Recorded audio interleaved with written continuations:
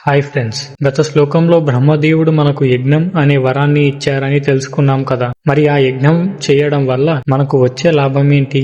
మనం ప్రకృతికి ఏదైనా ఇస్తే ప్రకృతి మనకు తిరిగి ఏమిస్తుంది? ఈ గివ్ అండ్ టేక్ పాలసీని శ్రీకృష్ణ పరమాత్మ ఈ శ్లోకంలో చాలా స్పష్టంగా చెప్పారు. మన ఎదుగుదలకు ఈ సూత్రం ఎలా ఉపయోగపడుతుందో ఇప్పుడు చూద్దాం. ముందుగా శ్లోకం అర్థం ఏంటంటే, ఈ యజ్ఞం ద్వారా మీరు దేవతలను తృప్తిపరచండి, ఆ దేవతలు మిమ్మల్ని అనుగ్రహిస్తారు. ఇలా మీరు ఒకరినొకరు గౌరవించుకుంటూ సహకరించుకోవడం వల్ల మీ అందరికీ పరమ శ్రేయస్సు కలుగుతుంది. దీని అర్థం ఏంటంటే, భగవద్గీత ప్రకారం దేవతలు అంటే ప్రకృతి శక్తులు. గాలి, నీరు, వెలుతురు. వీరు మన మనుగడకు అవసరమైన వనరులను అందిస్తారు. మనం యజ్ఞాలు చేయడం లేదా ప్రకృతిని గౌరవించడం ద్వారా ఈ శక్తులను బలోపేతం చేయాలి. ఉదాహరణకు, చెట్లను పెంచడం ద్వారా గాలిని, నదులను శుభ్రం చేయడం ద్వారా నీటిని కాపాడుకోవడం కూడా ఒక రకమైన యజ్ఞం. ఇది ఒక సైకిల్ లాంటిది. మనం ప్రకృతిని కాపాడితే ప్రకృతి మనల్ని కాపాడుతుంది. ఈ పరస్పర సహకారం ఉన్నప్పుడే ప్రపంచం సమతుల్యంగా ఉంటుంది. స్వార్థం వదిలి అందరి మేలు కోసం పనిచేసినప్పుడు మనిషికి నిజమైన అభివృద్ధి మరియు శాంతి లభిస్తుంది. ఒక ఇంట్లో సభ్యులు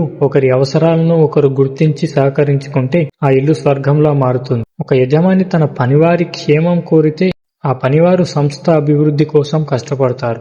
దీనివల్ల ఇద్దరికీ శ్రేయస్సు కలుగుతుంది. ఈ శ్లోకం నుండి మనం నేర్చుకోవాల్సిన విషయం ఏంటంటే, మనం ఒంటరిగా ఎదగలేం.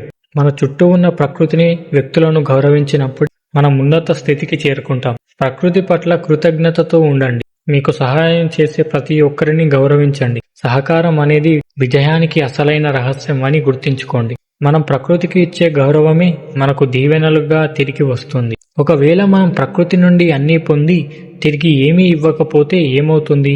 శ్రీకృష్ణుడు దీన్ని దొంగతనం అని ఎందుకు అన్నారు? వీటి గురించి తర్వాతి శ్లోకంలో తెలుసుకుందాం. మరిన్ని ఆధ్యాత్మిక మరియు జీవిత పాఠాల కోసం మన ఛానల్ని సబ్స్క్రైబ్ చేసుకోండి.